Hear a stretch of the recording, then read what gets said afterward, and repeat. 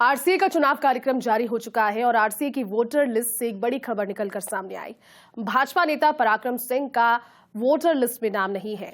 पिछले दिनों चूरू जिला क्रिकेट संघ के अध्यक्ष बने थे पराक्रम, लेकिन आरसीए ने इन चुनावों में मान्यता नहीं दी है। हालांकि उनके नामों का जिक्र बार बार हो रहा था आरसीए की वोटर लिस्ट से, लेकिन बड़ी खबर निकलकर सामने आई। भाजपा नेता पराक्रम सिंह का नाम इस वोटर लिस्ट में नहीं है और अब ये साफ है कि वो आरसीए के अध्यक्ष नहीं होंगे।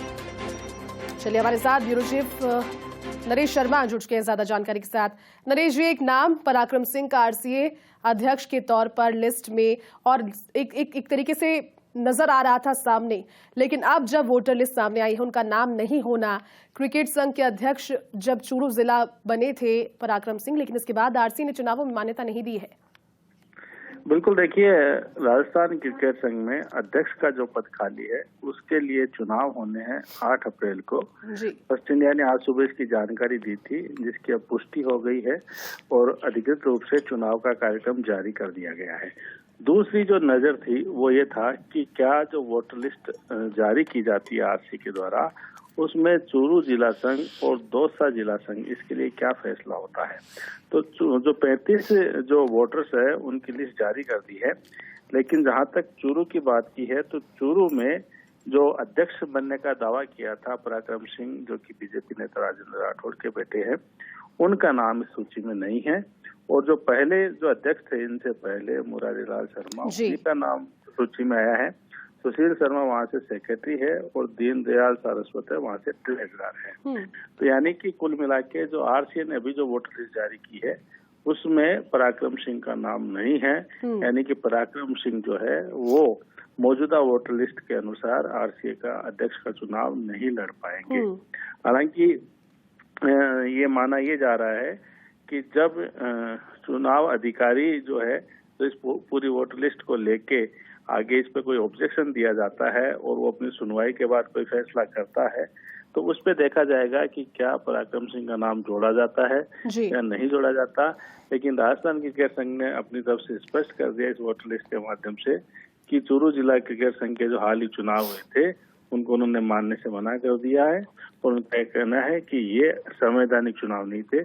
इस कारण से पराक्रम सिंह का जो नाम है वो इस वोटर लिस्ट में नहीं है। एक जो मामला है वो दौसा जिला क्रिकेट संघ का है।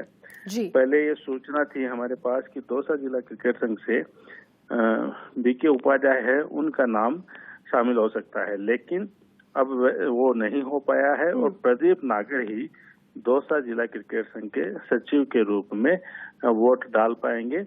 और तो प्रदीप नागर हैं, उनको ही पूरा राइट मिला है।